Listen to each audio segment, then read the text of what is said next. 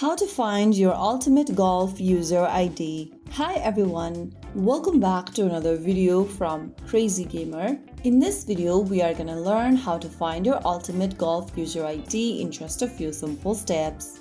First of all, launch open your Ultimate Golf application on your device. Once you're in, go ahead and click on your profile avatar at the top center of the screen. Now click on Change Name and Image. On the next page, you'll be able to see your profile details. Go look for this User ID tab and tap on it. Once you tap on the user ID will be copied in your device's clipboard. You can write it down or paste it somewhere safe.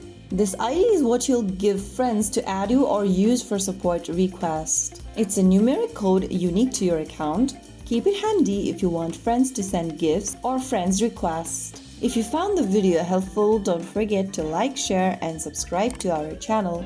I will be back again in the next video. Thank you for watching.